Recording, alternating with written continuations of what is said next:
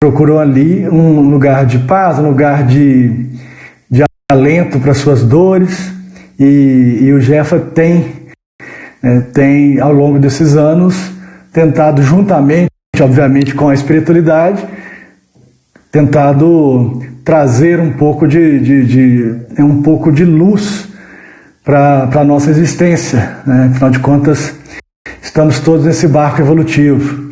E nesse momento aqui, eu vou convidar a nossa companheira de jornada, Sandra Miramar,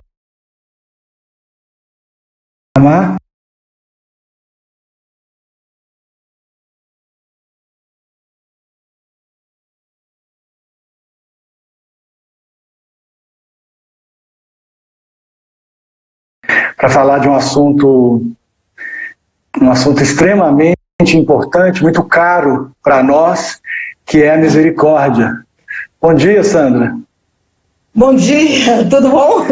Tudo bem aí? Oi, joia, e você? Conseguiu entrar? Sim, graças a Deus. Com o concurso da espiritualidade, nós vamos lá.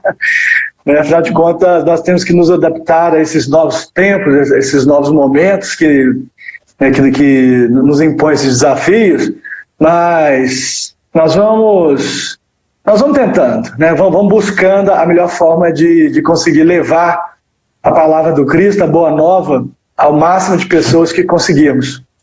E, inicialmente, eu vou pedir a todos para nos voltarmos para dentro, para fecharmos os olhos e sintonizarmos na energia do Altíssimo, nosso Deus de bondade, Deus de luz, Deus misericordioso, nosso Deus criador de todas as coisas, que Ele possa nos abençoar, que Ele possa nos auxiliar na nossa jornada.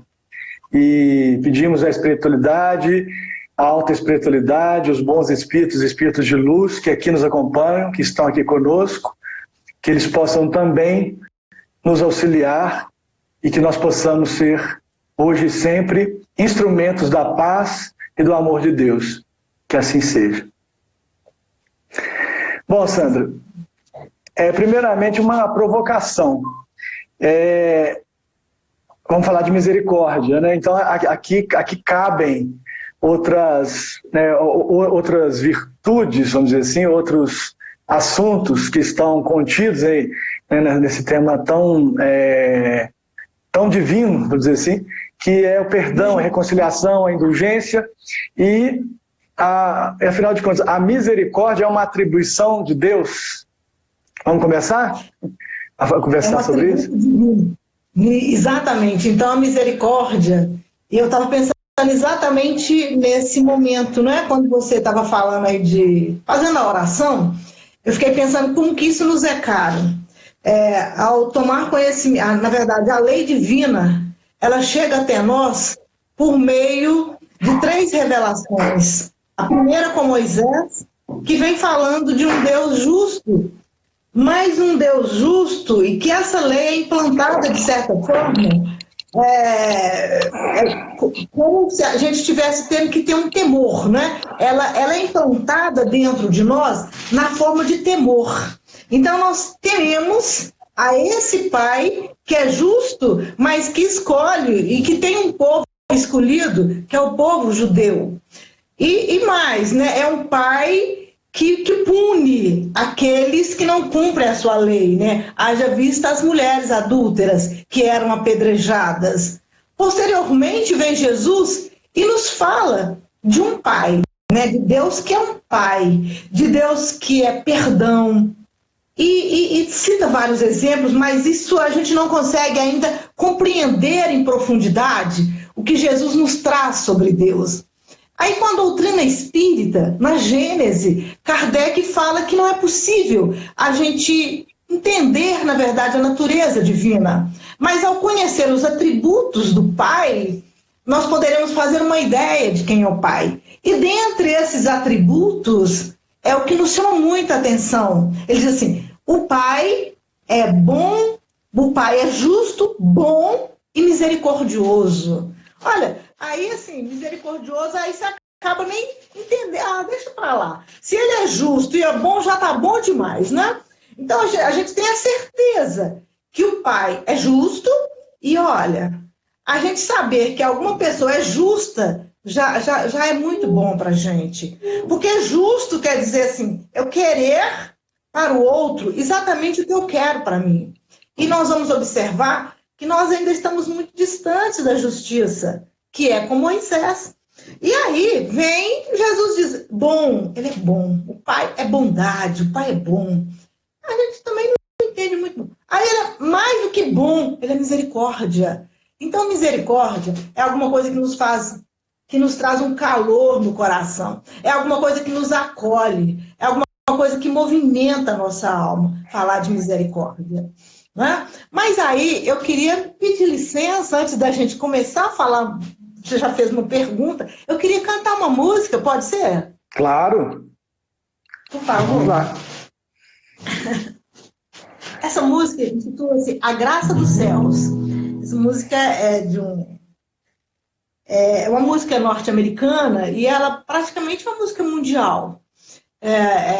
E ela foi escrita por John Newton, que era um jovem assim, bastante rebelde na sua infância, e ele era ateu, inclusive. Ele tinha perdido os pais, e ele cresceu dessa forma, com esse gênio difícil, né? E ele era mercador de escravos. E aí ele, numa tormenta em alto mar, ele então faz um desafio a Deus, assim, olha, se realmente você existe, me salve. Né? E ele foi salvo. E aí ele se converteu naquele momento, se tornou pastor e escreveu essa música, que eu acho que representa essa sua conversão, que chama A Graça dos Céus.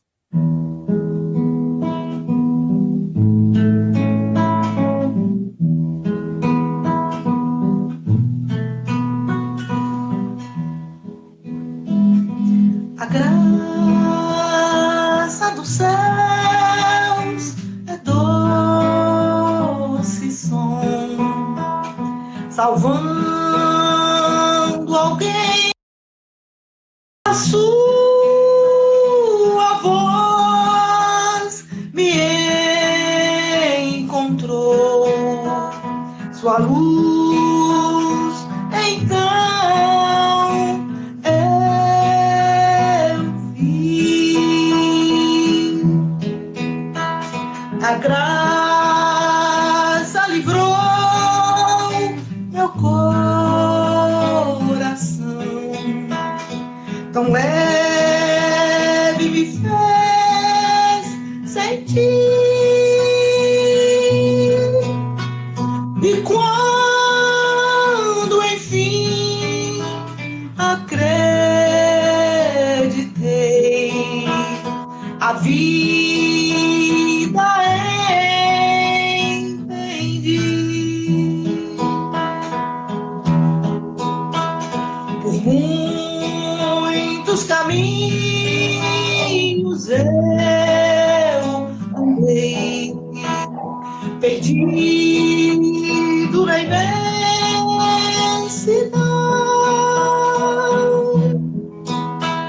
A graça que me trouxe aqui, que vai me conduzir.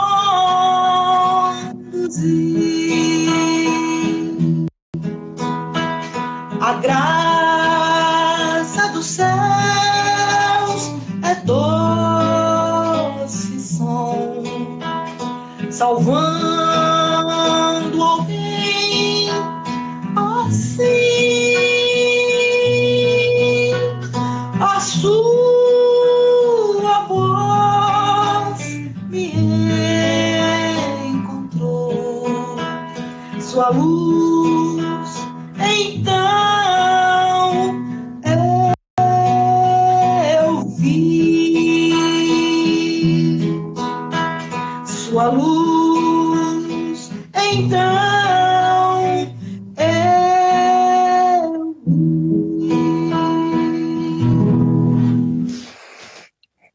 Muito bem, muito emocionante, e a graça de poder cantar, né, e se ver como instrumento da divindade é muito bom, viu? Muito bom. Muito bom você ter dividido esse momento com a gente. Deixa eu te falar, quando eu peguei aqui via Jefa de 64, eu falei, nossa, você sabe que eu comecei a fazer minhas palestras em Itaúna, né? Nessa casa, sabe? Ah, que Então, eu bom. queria dizer dessa emoção, e foi exatamente por meio da música. Eu fui uma das precursoras a levar a música para as casas espíritas, porque isso não existia muito, né? O Sr. Smith Sim. me convidou e eu levei o violão. Aí ele dizia assim, Sandra, as pessoas gostaram muito do violão e pediram para você retornar com a música. Eu falei, a palestra não, não também, mas a música. Sim. Pois é, eu Foi comecei. uma porta de entrada foi a música. Pois é, exatamente, a porta de entrada. Inclusive, hoje eu faço estudos, né? Depois desse momento, isso tem 35 anos, tá? Então, assim, Sim. depois desse momento, eu comecei a fazer estudos, mas eu iniciei em Itaúna, tá? Nessa Sim. casa. Então, é assim, uma alegria enorme para mim. E a hora que eu peguei aqui já, eu falei, não, meu Deus, foi nessa casa que eu iniciei.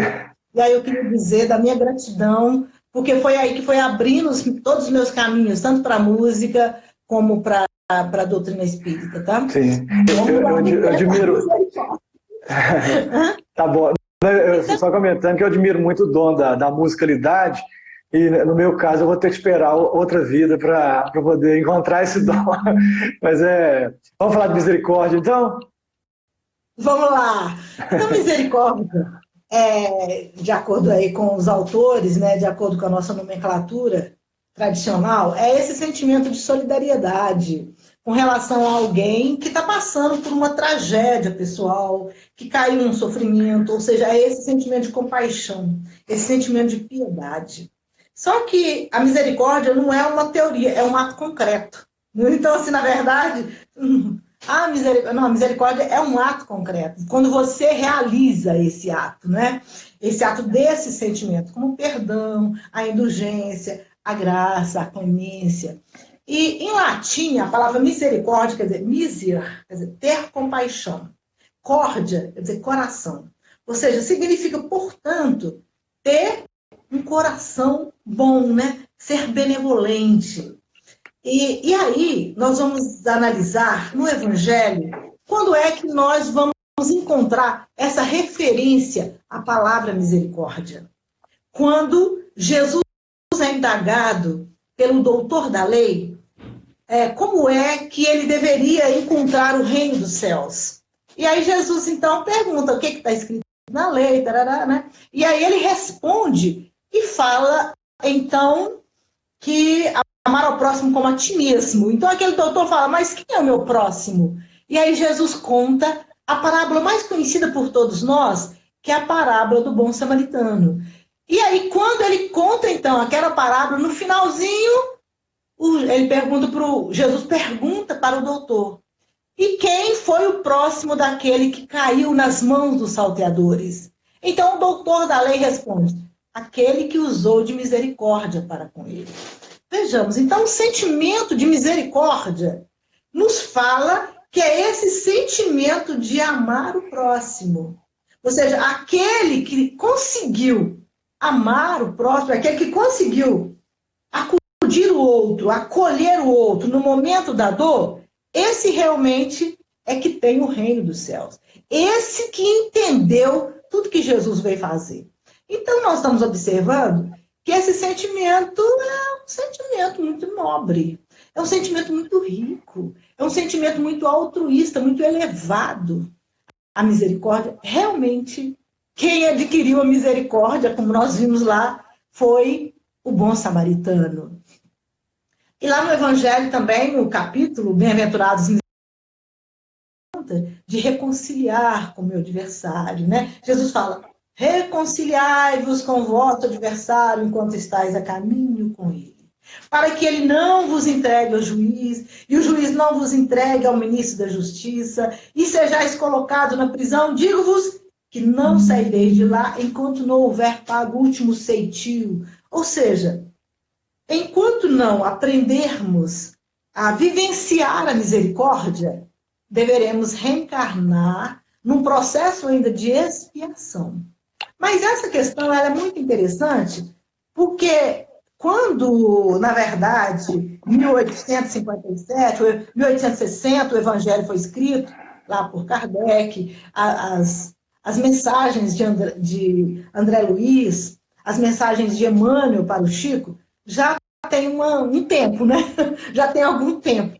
Porque nós estamos vivendo, nesse momento, o momento finalzinho do processo de mundo de provas e expiações, entrando já no mundo de regeneração.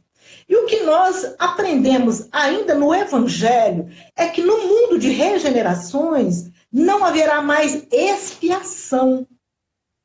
No mundo de regeneração, há então provas, mas não há expiação. Ou seja, espíritos muito endividados não mais reencarnarão aqui. Né?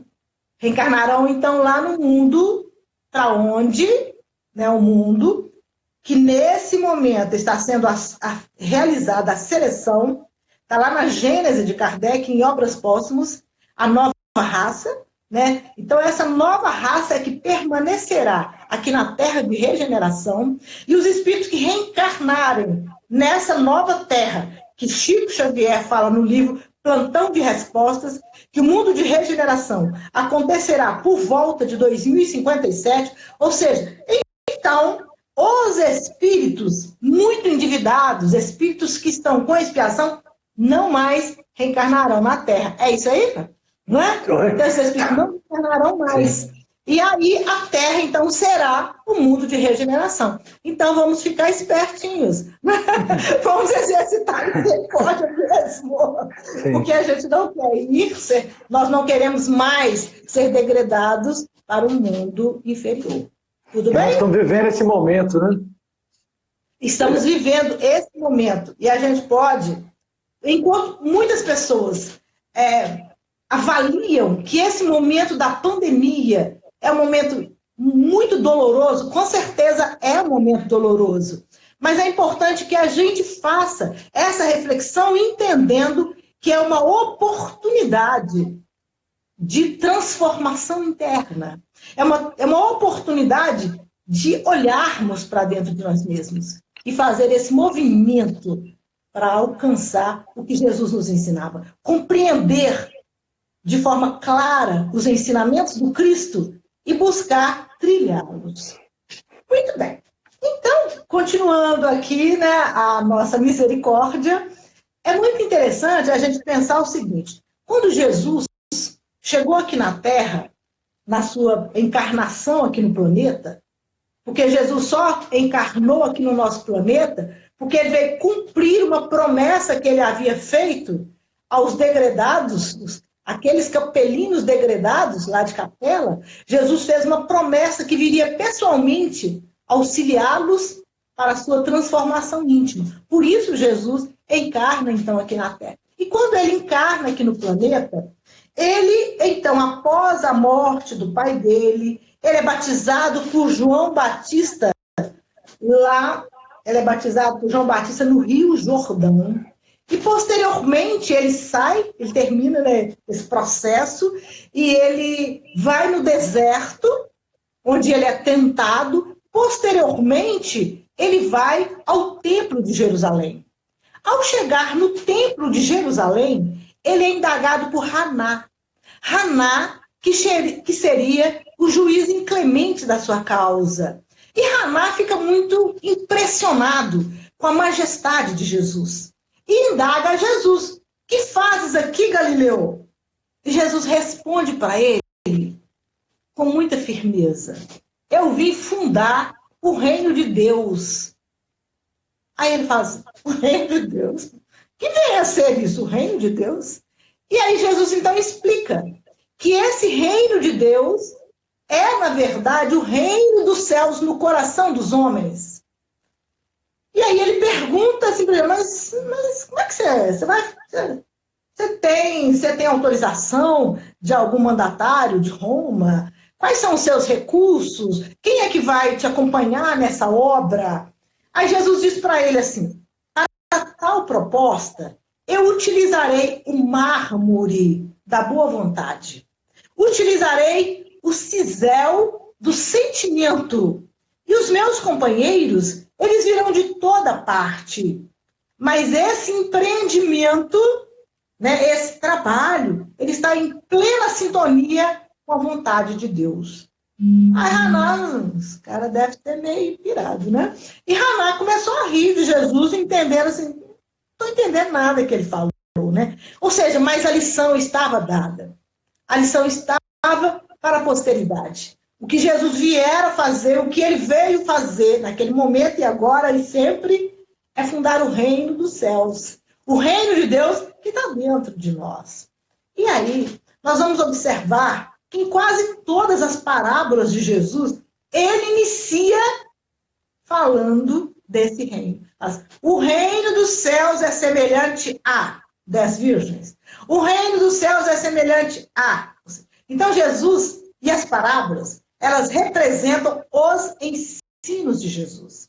Porque nós temos assim, quando a gente vai estudar sobre Jesus, nós estudamos sobre a vida de Jesus, os fatos extraordinários da vida de Jesus, as curas, as profecias, mas os ensinos. Os ensinos são as parábolas. E é nas parábolas ele inicia dizendo, o reino de Deus é semelhante a... Ou seja, Jesus veio dar toda a ênfase nesse reino dos céus, nesse reino de Deus. Não é? E aí, então, assim, ele deixa muito claro da nossa necessidade de encontrar esse reino, de fazer com que, não é, com que essas virtudes divinas possam ser emersas da nossa intimidade. Por quê? O Pai, Deus, ao nos criar, e ele nos cria como princípios inteligentes, simples e ignorantes, princípios inteligentes, simples e ignorantes, ou como mônadas celestes, nós trazemos, cada um de nós, traz na sua intimidade os germes da divindade em estado latente. Cabe a cada um a tarefa que pode ser árdua ou que pode ser leve, na implantação desse reino. A tarefa de cada um de nós é a implantação desse reino.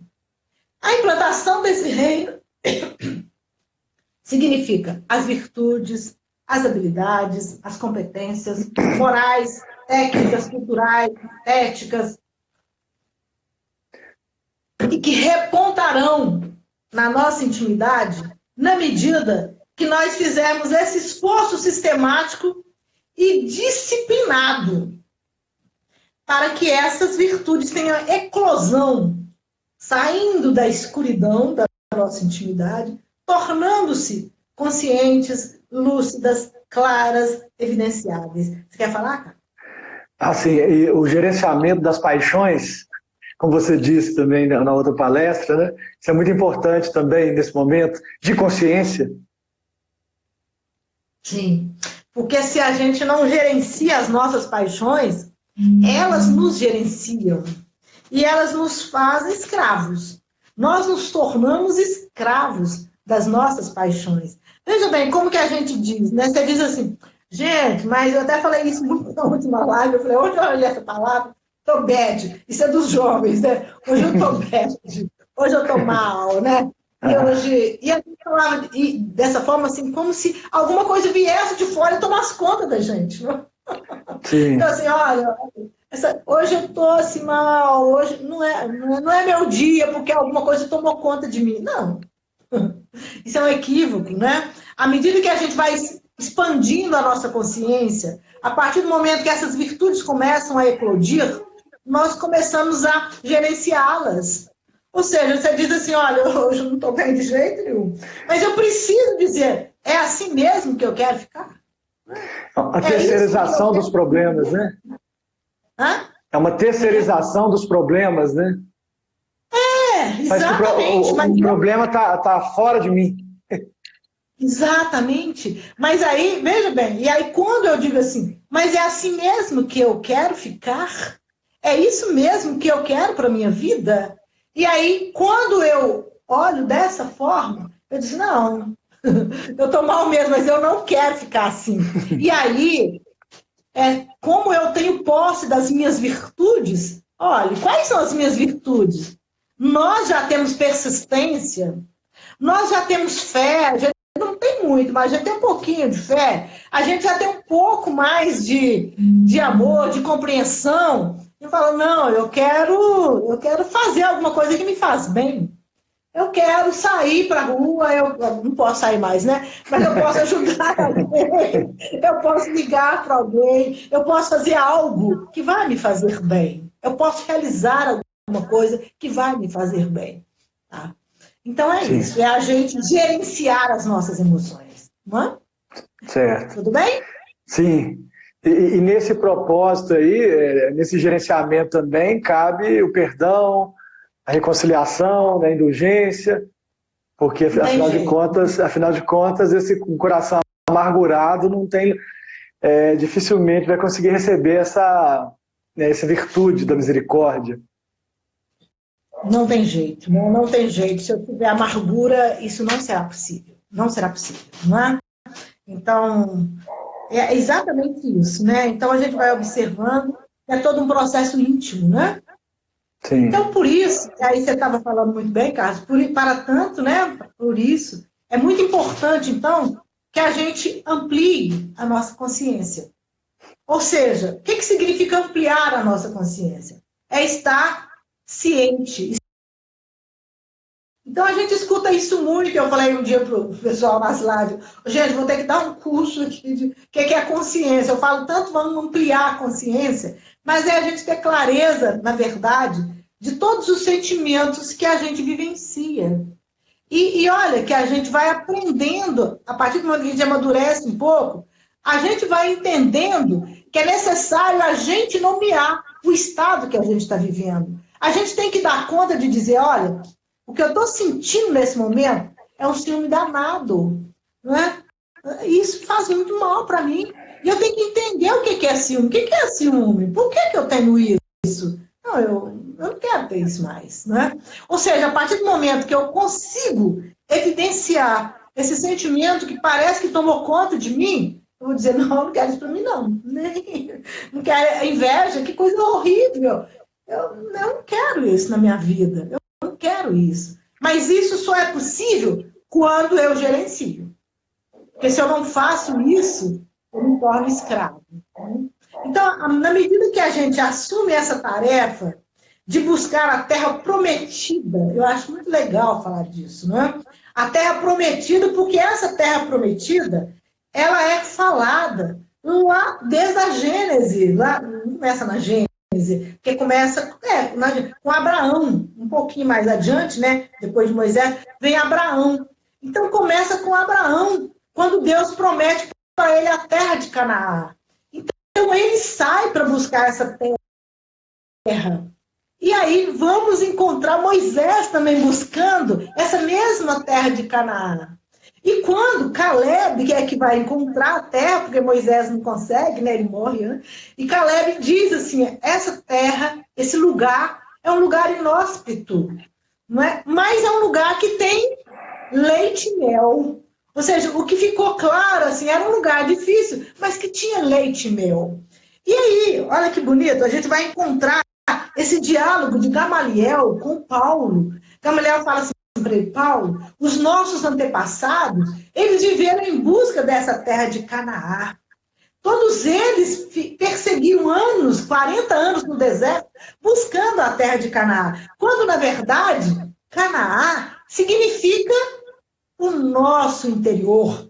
Significa o evangelho de Jesus dentro de nós. Então é esse mesmo reino dos céus, essa mesma terra de Canaã. Essa deve ser a nossa luta hoje, e que a luta não seja 40 anos no deserto, né? Que a gente busque realmente... Seja mais abreviada. Porque, veja bem, as palavras nessa terra fértil e adubada. Porque, olha, quando Jesus fala das parábolas, ele inicia a primeira parábola dele, a parábola do semeador. E nessa parábola também é a única que ele explica. Todas as outras parábolas ele não explica, mas essa ele explica. Tá dando uma microfonia aí? Tá tudo bem, gente? Porque aí eu tô sentindo uma microfonia. Tá? Acho que tá legal. Né? Tá legal? Então, ele fala, Jesus fala assim, o semeador saiu a semear. Depois ele diz assim, a semente são as palavras. A semente do semeador são as palavras. E ele diz assim, as minhas palavras são palavras de vida eterna. Ou seja, é necessário que essa palavra caia dentro do nosso coração e faça com que as nossas virtudes possam ser desabrochadas, possam ser evidenciáveis, como a gente está falando.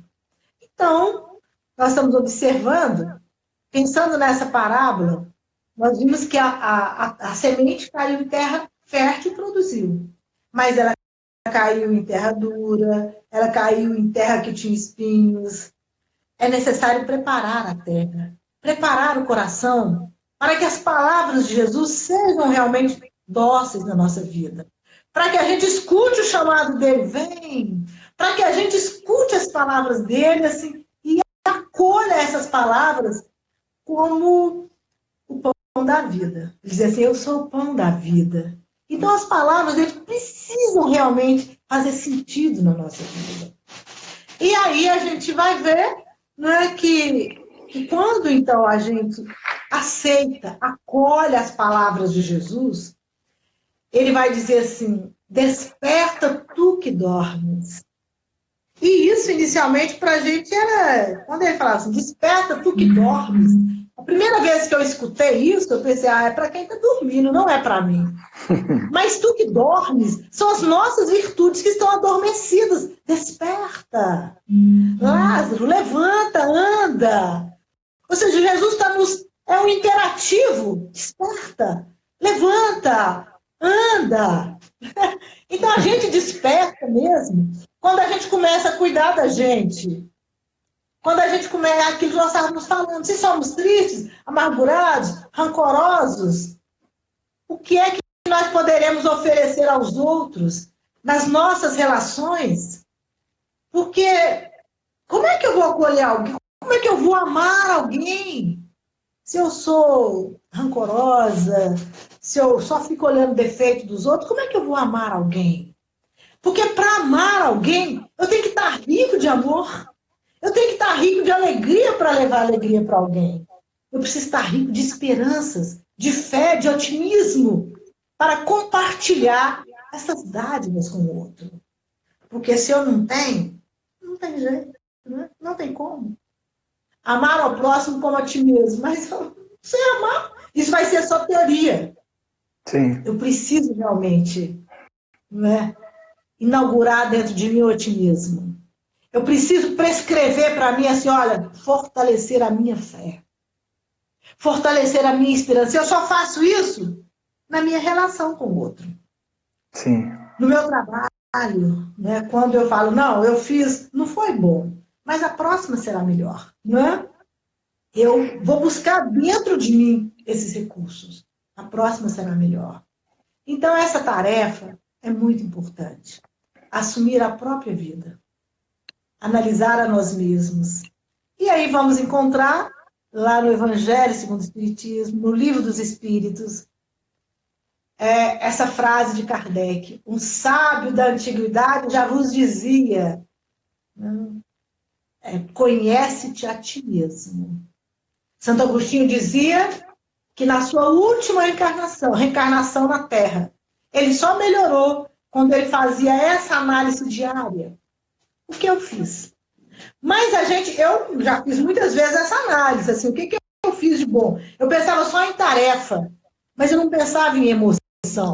Mas nós não podemos esquecer que são elas que conduzem a nossa vida. São as emoções que conduzem a nossa vida. É preciso, então, que a gente melhore por dentro.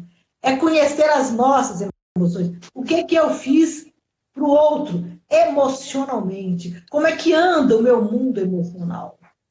Então, assim, toda emoção que me invade, eu devo parar, olhar, observar e nomear. Quando eu faço exercício, como eu falei, a gente começa a gerenciar as nossas emoções e a gente não é mais gerenciados por ela. E aí eu brincava, eu falei isso na live, você deve ter ouvido, né? Que eu falava o seguinte, né? Que quando eu estava fazendo esse tema, eu lembrei da música lá do Jota Quest, achei muito legal mesmo. Ele dizendo assim, em medo, eu já não te escuto mais, não é? Sim. Em dor, eu já não te escuto mais. É isso, olha, aonde tem amor, é para lá que eu vou. Então, assim, Sim. olha, dor, eu não te escuto mais, não. Porque você diz assim, olha, eu estou com muita dor, eu tô. E a gente está sabendo hoje que somos nós que criamos isso, que o sofrimento é uma sensação. Olha que interessante. Você está muito mal, a gente está muito mal no nosso dia a dia, está muito chateado, aborrecido, e alguém fala assim, nossa, tem uma boa notícia para te dar. E aí alguém compartilha uma notícia muito boa. E se eu gosto muito dessa pessoa, imediatamente eu saio daquele estado de tristeza e vou para o estado de alegria. Oh, que estranho, né? É porque é uma questão de escolha. Sim. Isso mostra para a gente que é uma questão de escolha. Eu posso escolher viver esse momento de intensa alegria. O livre-arbítrio. Isso chama livre-arbítrio. Livre-arbítrio. Eu posso escolher viver esse momento de alegria. Desse abismo. Isso é um pântano. Eu posso me afundar nesse pântano chamado tristeza, depressão. Eu posso me afundar. Se eu quiser, porque é livre-arbítrio, como você está dizendo. Eu tenho já dentro de mim a vontade. Porque a vontade é uma função psíquica que pertence ao homem superior, que está lá no nosso neocórtex. Todas as nossas funções mais elevadas, nós já temos essa clareza delas. Nós temos aqui o pensamento, temos a liberdade, temos a responsabilidade. Ou seja, todas essas funções, elas já são conquistas nossas. E que é preciso que a gente utilize isso para melhorar a nossa vida. E aí, quando a gente, então, começa a fazer isso, a gente começa a ter mais paciência com a gente. Ou seja, a gente começa a nos perdoar também. E aí a gente começa a ter, eu acho uma palavra gostosa dizer assim, é zelo. Essa palavra zelo quer dizer cuidado. Eu passo a ter cuidado comigo. Zelo. Olha que palavra bonita. É zelar, é cuidar, é fazer com que eu seja feliz. Porque eu não posso... Eu tenho que cuidar do outro. Não, eu tenho que cuidar de mim primeiro para fazer isso para o outro. E cuidar de mim é esse processo. E confesso a vocês que eu fiquei muitos anos da minha vida assim, pensando, estudando Emmanuel, falando, como é que a gente melhora? Fazendo bem, né? Fazendo caridade para o outro. Mas, intimamente, aí eu percebi que eu continuava triste, fazia caridade, mas continuava triste, aborrecida, às vezes mal, né? Às vezes falando mal do outro. Como é que a gente melhora? Melhorando a gente, não é? Melhorando a gente. Vigiando os nossos pensamentos, ampliando a nossa capacidade de amar. É claro que é junto com o outro, sim. O outro é essa ponte, mas eu tenho que cuidar de mim, cuidar mesmo, no sentido de tirar essas ervas daninhas e transformá-las em flores, né? Em flores.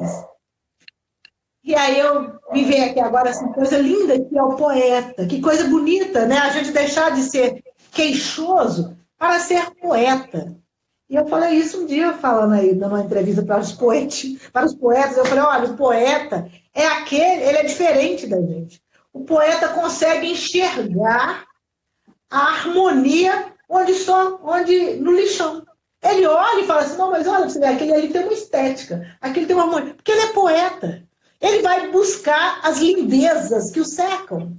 Ele vai buscar as belezas para ele descrever. Ou seja, ele vê o mundo com um olhar belo. Sim. Ele vai querer encontrar Deus em todas as coisas. Essa é a alma do poeta. Né? Sim, e esse olhar é importante, e falando um pouco de despertamento também, que parece meio óbvio falar isso, mas o despertamento ele implica abrir os olhos, né? Enxergar. Ou seja, cego, com os olhos fechados, os olhos da alma principalmente, você não vai conseguir enxergar essas coisas. E principalmente enxergar essa beleza toda que está aí. E muitas vezes você mora num lugar maravilhoso e você não consegue enxergar o que as outras pessoas falam desse lugar. Até uma história interessante sobre isso, rapidinho, só porque me ocorreu aqui, do Olavo Bilac, que ele foi abordado, um amigo pediu para ele escrever um anúncio da venda da casa. Ele faz uma poesia bela, que eu não me recordo o nome, da poesia que ele fala que ali passa um rio majestoso no fundo da casa. Aí ele encontra com ele e fala: ia vender a casa? Olha, não vendi, porque depois que você descreveu para mim o que era a minha casa, eu fiquei lá. Ou seja, é um lugar maravilhoso e eu quero continuar ali. Né? Mas falando sobre esse despertamento também, e voltando à misericórdia divina, essa misericórdia ela é aberta a todos, né? Que a gente ouve, principalmente outras orientações religiosas, às vezes a gente ouve falar, não estou aqui criticando, mas a gente ouve muito falar dos escolhidos, mas na verdade a misericórdia ela alcança a todos. E porque afinal de contas, né? Afinal de contas, nenhuma ovelha se perderá. É isso? Que nós temos o livre-arbítrio, sim, mas nós teremos o nosso momento, sim. É claro que, como você bem disse, não esperar esses 40 anos, né, de deserto. Algum deserto vai ter sim, mas que não sejam 40 anos. Vamos lá. Então, gente, a partir do momento que a gente começa a dar esses primeiros passos, Jesus nomeia esse servidor de bom, né? Esse servidor de bons, ele fala assim: bom servo foi aquele que multiplicou os talentos. Sim. Esse é um servidor bom e fiel. Mas Jesus também vai dizer esse servidor de pobres de espíritos. E aí foi que nós falamos do livro lá do Divaldo, né? Premissas do Reino, quando a Amália Rodrigues vai definir esse pobre de espírito, que é a primeira bem-aventurança, de uma forma magistral. Ela vai dizer assim: pobres de espíritos são os livres de posses e ambições. São os amantes da liberdade, os pugnadores dos direitos alheios, são idealistas, cultores da verdade, preparados para a verdade. Sem peias atadas à retaguarda, sem imãs atraentes à frente, semelhante aos simples, desataviados, e às crianças inteiramente livres, candidatos ao reino dos céus e súdito deles desde já. Inocentes, porque venceram o tributo das lágrimas e o patrimônio dos suores, ressarcido o débito, lavado as mazelas, puros, portanto, sem a vacuidade do eu, predispostos à autodeliberação, à autossublimação, livres dos resíduos do mundo, não consumidos, não afligentes, com todos, ao lado de todos, porém com ninguém. Não amarrados uns aos outros, às convenções dos outros, são os pobres de espírito. Veja bem que beleza esse poema, na verdade, da Amália Rodrigues. Porque, da Amália Rodrigues, né? Veja bem, quando ela diz assim, sem peias atadas à retaguarda, ou seja, são livres.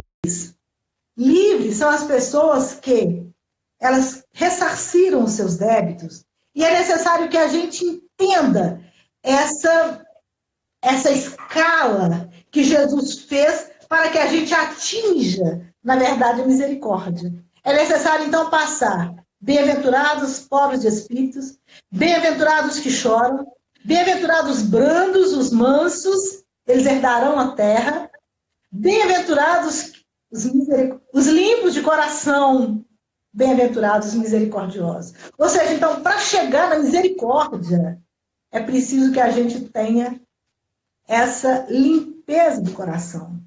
É preciso que a gente tenha essa simplicidade como as crianças, dos pobres de espíritos. E os pobres de espíritos, quando ela diz assim, eles estão com todos, ao lado de todos, sem ninguém. Ou seja, eu entendo que toda a minha riqueza está dentro de mim. Porque eu não mendigo de ninguém que as pessoas me dêem amor. Porque eu que dou amor para elas, eu sou rico. Então, quando nós entendemos todo esse processo, nós estamos, então, caminhando para esse processo de ter misericórdia no coração. Ela fala, ressarcir dos débitos, ou seja, eu já não tenho mais expiação, porque eu aprendi a perdoar. Porque, veja bem, no processo de perdoar o outro, eu preciso aprender, na verdade, a me perdoar, a ter esse zelo comigo e perdoar quem me magoou, entendendo que muitas vezes, se ele me magoou, é porque ele ainda não descobriu essa beleza dentro de si. E aí eu libero o outro. E quando eu libero essas coisas dentro de mim, meu coração fica livre. E eu realmente não estou amarrada a nenhuma convenção. Porque eu entendo que o meu processo, eu sou um espírito imortal. E eu estou aqui para fundar o reino dos céus dentro do meu coração. Eu entendo tudo isso. E a vida começa a mudar. Não é? Então, quando ele fala assim, os mansos de coração herdarão a terra. Que terra é essa? É a terra de regeneração. Posteriormente, temos condições, portanto, de quitar as nossas expiações, compreendendo que o Pai é misericordioso. E aí, veja bem que interessante, para pagar essas expiações, eu preciso entender que o Pai é misericordioso. Porque o pagamento dos meus débitos equivale 1/100º da dívida. Nós vamos entender isso lá na parábola dos credores. Lá na parábola dos credores, nós vamos ver que aquele homem fala assim, paga o que me deve. Ele fala, mas eu não tenho dinheiro, paga 1/100º da dívida. Só que no momento que ele foi cobrar, ele exigiu que aquele credor pagasse toda a dívida. Mas ele nos ensina, Jesus nos ensina aí, que nós estamos quitando apenas 1/100º da dívida. Por isso que ele é misericordioso. Ele praticamente perdoou a dívida. Falou, paga só um pouquinho só. Dessa forma, quando nós entendemos que o Pai age dessa forma conosco, implica que nós deveremos agir também dessa forma com o outro. E aí nós ficamos desafiados, porque nós quitamos com a lei. E a lei é o tribunal da consciência, que julga e culpa. Mas a partir do momento que eu estou quitando, né, diante da culpa, né, porque assim, eu aprendo a perdoar o outro, e aí eu vou liberando também as minhas culpas. Porque é a culpa que desenvolve a agressão, um sentimento também de violência. E a gente começa a agredir uns aos outros. Mas se a minha consciência está tranquila, pois eu faço o que é possível, eu procuro viver um dia de cada vez, como Jesus nos ensina, não preocupando com amanhã. Não, Jesus nos ensina, ao homem basta o seu dia e ao dia basta o seu mal. Não sinto mais ser necessário, portanto, não é cobrar de ninguém. Não sinto mais necessidade de avaliar a conduta de qualquer pessoa, e muito menos de divulgar os erros do outro, de me preocupar com as falhas do outro. Porque hoje eu entendo que eu só colho aquilo que eu planto. Não é? Sim. Porque às vezes lá no meu trabalho eu falo assim, gente, todo mundo me persegue. Na minha vida, todo mundo me persegue. Eu sou muito invejada, a gente gosta de invejar. Gente, a gente só colhe o que a gente plantou. Sim. A gente só colhe o que a gente plantou. Não existe isso, não. A gente colhe o que a gente plantou. É da lei divina, não é? É da lei divina. Então, eu preciso plantar bem hoje para colher frutos sazonados, para colher flores. Então, nesse sentido, quando a gente começa a entender essa beleza de Deus, a gente aceita as lutas, as provas, como oportunidades de sedimentação do conhecimento adquirido. O que é uma prova? Eu sempre fui professora. Eu dizia para o aluno, olha, vai cair na prova. O que vai cair na prova, professora? Toda a matéria dada. Não é assim? O professor vai dizer toda a matéria dada. Porque se o professor dá uma prova da matéria que não foi dada, já vai, peraí, professor, não vou fazer a prova, não. Ou seja, então a prova é isso. É para sedimentar o conhecimento adquirido. Então a prova faz parte da nossa vida. Assim, todas as dores, dificuldades, sempre ocorrem para o nosso crescimento pessoal, para a ampliação da nossa consciência, expelindo toda a cobrança que eu faço do outro, pelo seu proceder. Inicio, portanto, um processo de limpeza do meu coração, o que me permite ver Deus em todas as coisas. E aí eu entendo, então, quando Jesus diz, bem-aventurados limpos de coração, porque eles verão a Deus. A gente só consegue ver Deus quando o nosso coração estiver limpo.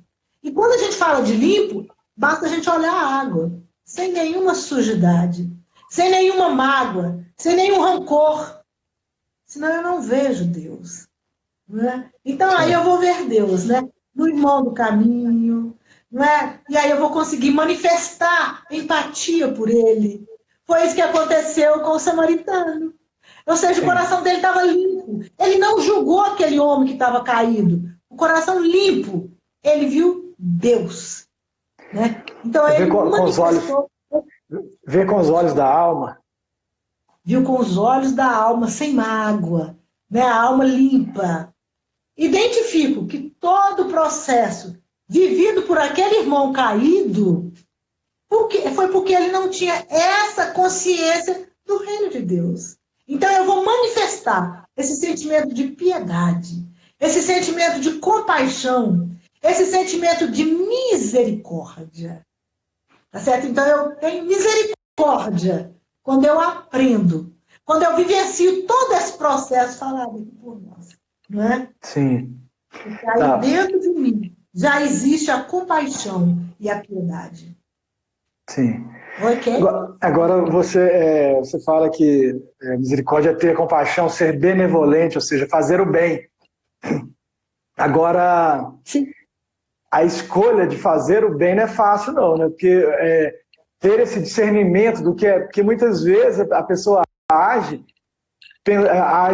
pensando que aquilo que ela faz é o bem, mas muitas vezes é o bem para ela, mas não é o bem para o outro.